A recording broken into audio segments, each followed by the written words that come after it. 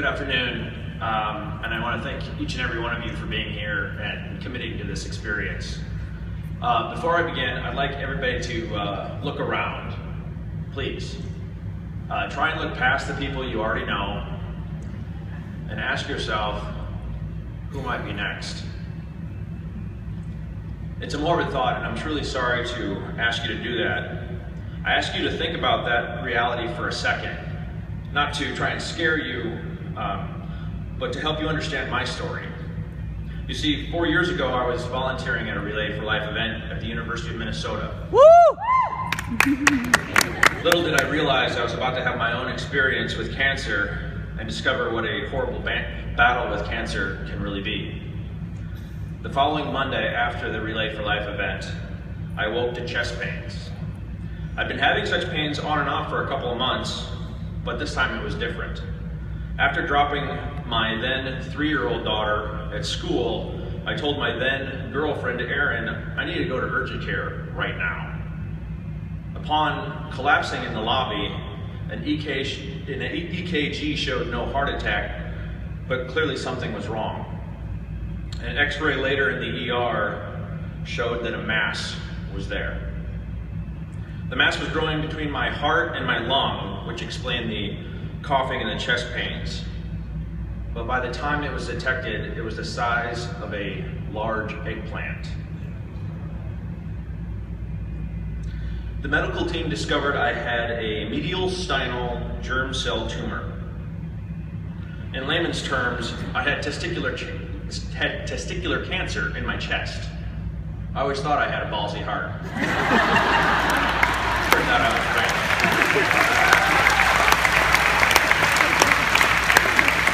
It's the same cancer that Lance Armstrong had, but if you can call it luck, instead of being in several places in my body like his, mine decided to stick together and have one big party in my chest.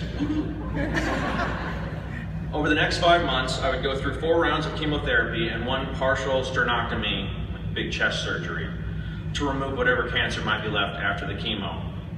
At that point, I thought it'd be enough. I was confident I would beat this thing. I figured, hey, I'm young, I'm strong, I'm healthy. If anyone can do this, it's me.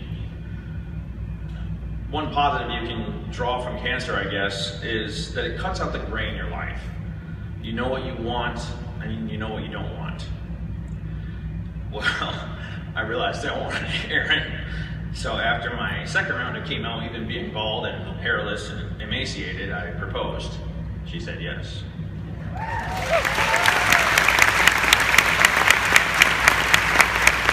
6 weeks after surgery and 2 weeks after my now wife, Erin, and I had gotten married, we sat in our doctor's office just awaiting the good news. I just knew there were going to be great results. He was going to tell us cancer-free.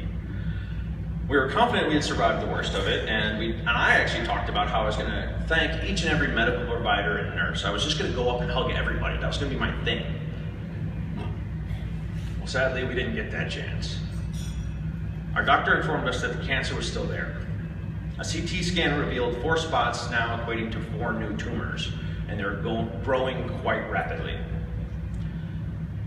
Still in shock, I heard him say something like, you know, we should try some salvage chemo, hinder the cancer's growth, and keep you alive for as long as we can. Well, trust me, you never want to hear the words salvage chemo sitting next to your spouse at 14 days. I looked the doctor in the eye and I asked him, we're going to beat this thing, right? The blank expression and unknowing look in his eyes was one of the worst things I saw in my fight against cancer. A couple of days of reflection and research, we then opted to go to Indianapolis to see Dr. Lawrence Einhorn, who was the leading researcher and doctor in the field. We learned about a relatively new procedure done in New York City that involved a triple stem cell transplant and a lot of chemo. This offered us a 20% chance of survival. Not great odds, but they were the best chance we had. Just before Thanksgiving in 2011, we left our home for what would become a 4-month stay in New York.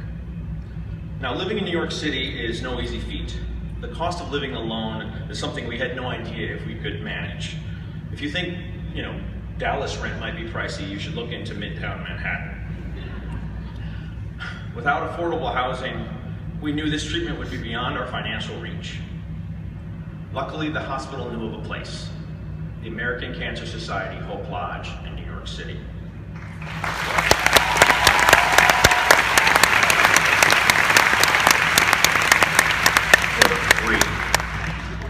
Let me say that again. 8th floor apartment, Midtown Manhattan, all the amenities at no cost to us.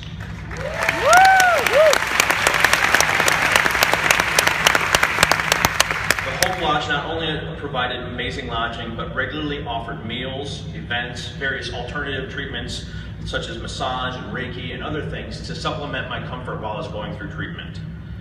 We met people from around the world going through the same types of things. We bonded, there was community. We were aided by so many wonderful staff and volunteers. It was amazing.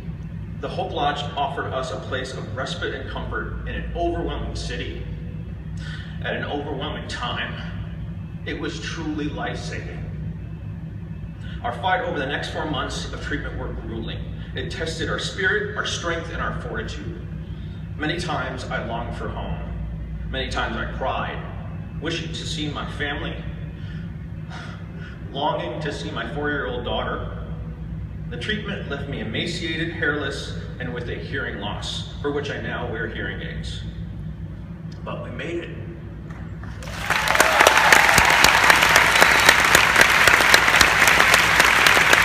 it would never have been possible without the American Cancer Society and the Hope Lodge. When we came back from New York, it took quite a few months to fully recover, but now 4 years, 3 months, and 27 days, when I first met that eggplant-sized tumor, I stand before you a cancer-free survivor.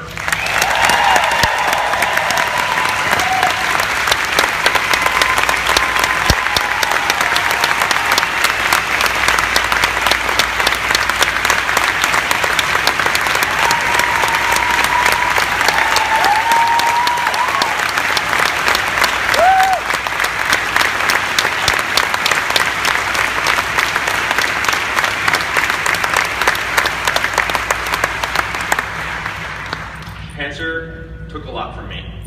It took away time from my daughter. It took away my ability to hear, at least some of it. It took away my ability to have more children. But I learned more, lived more, and loved more than I wager most do in a lifetime. But most importantly, I realized the power of people banding together. People like you. People like what you do in your communities and on your campuses worldwide. And I saw the power of the human spirit in spite of cancer. I stand here today against great odds, against a seemingly impossible battle. I stand here today because of you, because of the great work the American Cancer Society and Relay for Life communities do. I would not be here without the American Cancer Society, the Hope Lodge, the fundraising, the love, plain and simple. Cancer is still around. We still have to fight. But I know that with every relay event, with every donation, we are that much closer to winning, to having a world where cancer doesn't steal another life. The work that the American Cancer Society does is real. What the Relay for Life movement does is real. It's an on-the-ground impact in our fight against cancer. The fundraising, the donations, the information, research, the hard work that happens daily all over the country by the ACS, volunteers and staff is real. It's real because it has given people like me a place to stay, financial or free of any financial burden, so that we could receive the treatment needed to save our lives. Work like yours saved my life, and amazingly has given me a chance to see my daughter grow up. And for that, I can't say thanks enough.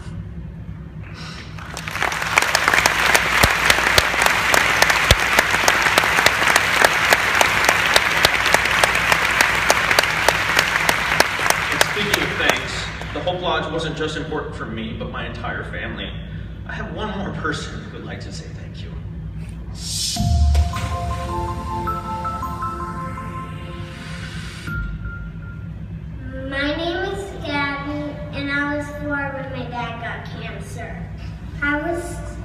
scared because I was worried that my dad wouldn't make it, but he did. Thank you for giving my dad a home at the Hope Lodge.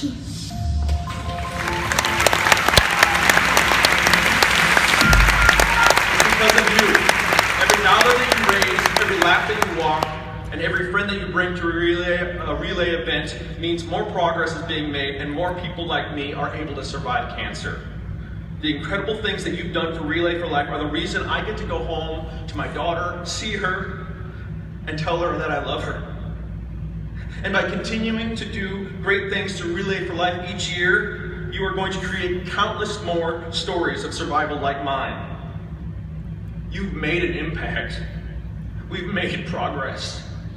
I'm proof. I'm living, breathing proof. Let's keep this going. Keep fighting together. Thank you.